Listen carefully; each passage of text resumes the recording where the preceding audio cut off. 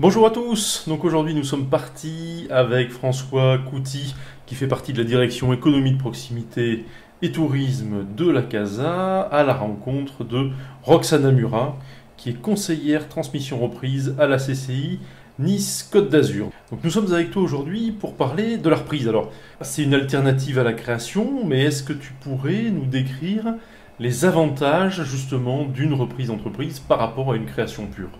On ne part pas d'une page blanche.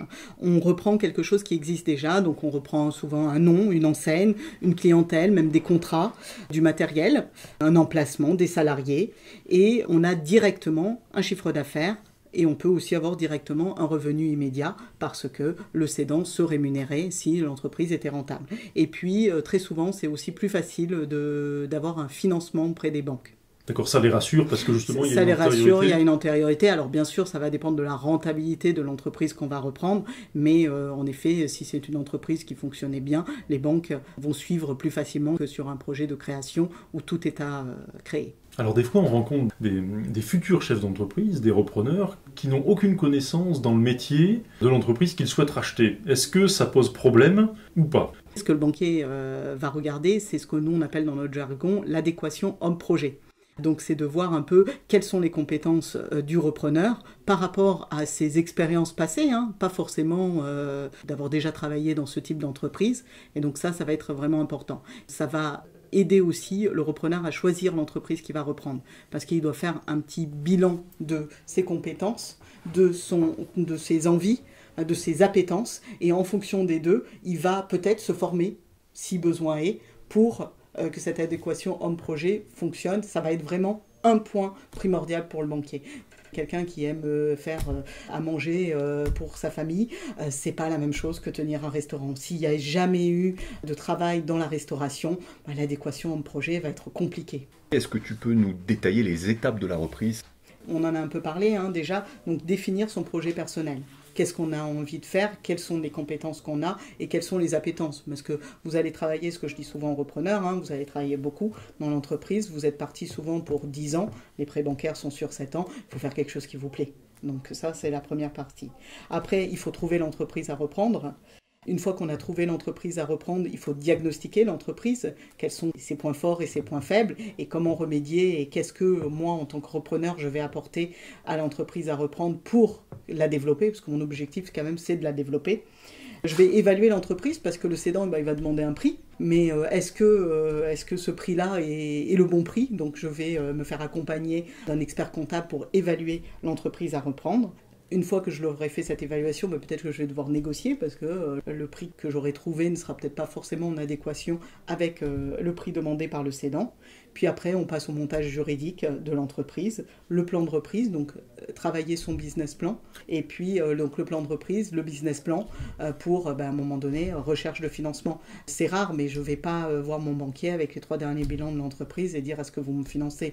Non, je montre que j'ai travaillé dessus, et puis en plus, ça me permettra, moi, au début de mon activité, d'avoir aussi ce business plan et suivre pour voir si les objectifs que je m'étais fixés, je les réalise. Si je ne les réalise pas, pourquoi ? Et pour essayer de mettre des actions correctives s'il le faut dès le début. Une fois que tout ça a été fait, on signe la vente, si on a eu les financements, et on a l'accompagnement. Ça, c'est très très très important. Il faut que le cédant accompagne quand même le repreneur sur la reprise. En général, c'est entre 3 et 6 mois, en fonction, encore une fois, du profil du repreneur. Combien de temps en moyenne pour reprendre une entreprise ? Ce qui va être le plus long, souvent, c'est trouver l'entreprise à reprendre. En général, on dit que ça prend entre 12 et 18 mois. Tout compris avec vraiment la recherche de cette entreprise cible, ce qui va être assez long. Et justement, comment fait-on pour trouver cette entreprise à reprendre ? Alors il y a 2 domaines, si je peux dire. Il y a le domaine public, donc les entreprises que vous pouvez aller voir sur Internet, alors soit donc sur les sites Internet, sur les chambres consulaires, la CCI, la CMA, les associations, les annonces de presse. Après il y a le domaine des intermédiaires, donc les cabinets par exemple d'intermédiation, les cabinets de fusion-acquisition. Et puis il ne faut pas oublier, il y a le domaine des experts et le domaine un peu plus caché de la reprise d'entreprise. Donc une fois que vous avez bien défini votre projet de reprise, quel type d'entreprise vous voulez reprendre, mais de commencer aussi à en parler d'entre vous, les experts comptables, le banquier, etc. Eux aussi peuvent avoir une connaissance des entreprises à reprendre. Est-ce que tu pourrais nous détailler les différents types de reprise d'entreprise ? 2 façons de reprendre une entreprise. Soit on reprend le fonds de commerce, soit on reprend les parts sociales. En 2 mots, le fonds de commerce, qu'est-ce que je reprends ? Je reprends des éléments matériels tels que le droit au bail, donc c'est le droit de rentrer dans les locaux, l'enseigne, le nom de domaine si on a un site internet par exemple, et si on a aussi des marques et des brevets. Et de l'autre côté, des éléments matériels, l'outillage, les marchandises.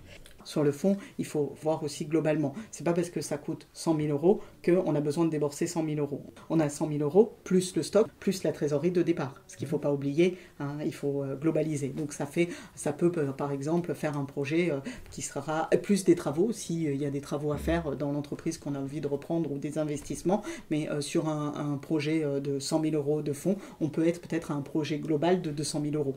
Et après, les parts sociales. Souvent, on va dire que sur les entreprises de commerce de proximité, on vend très souvent le fonds de commerce.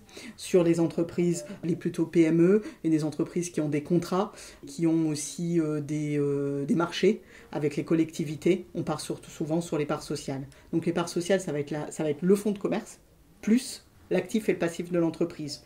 Donc l'actif de l'entreprise, je résume, c'est les stocks, la trésorerie et par exemple les créances clients. Et le passif, ça va être les prêts et les dettes fournisseurs. Et là, on reprend aussi toutes les autorisations administratives qui ont pu être données à l'entreprise et les contrats. Si je suis une entreprise qui est réglementée, par exemple, et qui a une autorisation préfectorale, ça peut arriver, et bien par exemple, comme je reprends la société, je reprends aussi cette autorisation préfectorale. Et en matière d'analyse donc, de cette reprise d'entreprise, est-ce que tu peux nous expliquer quels sont les éléments impératifs à demander aux cédants ? Souvent, moi, ce que je dis déjà aux repreneurs, avant de demander des éléments et d'analyser, déjà, il faut rencontrer le cédant. Rencontrer le cédant et sur cette première rencontre, bien comprendre quel est le rôle du cédant dans l'entreprise. Qu'est-ce qu'il fait et est-ce que moi, j'ai les compétences pour faire ce qu'il faut ? Oui, non. Si oui, c'est très bien. Si la réponse c'est non, quel type de formation ? Est-ce que c'est des formations longues que je dois faire ou pas ? Si c'est une formation de 2 mois, pourquoi pas ? Si c'est une formation de 2 ans, ça va être un peu compliqué. Donc vraiment, quel est le rôle du cédant ? Qu'est-ce qu'il fait dans l'entreprise ? Est-ce que j'en suis capable ? Et puis une deuxième chose qui est un peu importante, est-ce que je me sens y aller les 10 prochaines années dans cette entreprise et travailler ? Une fois qu'on est sorti de ce rendez-vous, on a une idée si l'entreprise peut nous plaire ou pas. Si la réponse est oui, on va récupérer les éléments pour étudier. En général, les premiers éléments qu'on récupère, c'est les 3 derniers bilans et le bail commercial si on est sur une entreprise qui a un bail. C'est aussi intéressant de savoir aussi pourquoi il vend. Est-ce qu'il vend pour un départ à retraite ? Est-ce qu'il vend parce qu'il en a assez ? Parce que l'entreprise va mal ? C'est toujours intéressant. Il faut regarder aussi l'ancienneté de l'entreprise, sa notoriété. Ça aussi, c'est important. Parce que si je reprends une entreprise qui a une très mauvaise notoriété, il va falloir que je redresse la barre. Ça sera peut-être plus compliqué. Et puis après, il faut analyser la structure de l'entreprise, le personnel. L'activité, le matériel, dans quel état il est. Parce que est-ce que le matériel, il est obsolète, pas obsolète ? Est-ce que je vais devoir le changer ? Ça va être aussi important. Et donc dans le bail aussi, de savoir où est-ce que j'en suis dans le bail commercial. Est-ce que j'en suis à la fin, donc il faudrait demander un renouvellement ou pas. Analyser sa clientèle, bien sûr. Et puis, vous reprenez une entreprise pour la développer, pour gagner de l'argent. Et donc, la capacité d'évolution de cette entreprise est souvent avoir plein d'idées. À la sortie du rendez-vous, il faut que l'entreprise vous a plu, mais que vous ayez des idées de développement. Si vous n'en avez pas, soit elle est super rentable et tout va très bien, pourquoi pas, vous allez sûrement la payer un peu cher, mais souvent, il faut en avoir pour essayer de la développer au mieux possible. Et puis après, avec les éléments comptables, vous faites une situation où vous travaillez sur l'analyse comptable et financière, bien sûr, de l'entreprise. Tout à l'heure, tu parlais du personnel.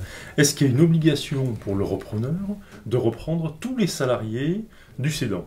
Tout à fait. Que ça soit, et ça c'est important, que ça soit la reprise d'un fonds ou la reprise des parts, il y a obligation de reprendre les salariés dans les mêmes conditions qui sont actuellement.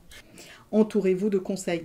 Il y a un moment donné, vous n'êtes pas avocat, vous n'êtes pas expert comptable, et puis les chambres consulaires par exemple, où il y a d'autres aussi organismes qui sont là pour vous aider sur votre plan de reprise. Formez-vous, donc là aussi il y a des formations possibles. Peut-être, alors on ne vous formera pas nous sur la partie métier, on a des formations, entre autres à la CCI, dans d'autres endroits aussi. Nous on a les 5 jours pour entreprendre, c'est une formation qui est en plus certifiante, donc c'est intéressant de la faire, et puis ça vous permettra de parler avec votre avocat, votre expert comptable, le même langage. Merci beaucoup pour toutes ces explications. Et il y aura un autre podcast sur le volet transmission qui va suivre. Merci à vous. Merci Roxana.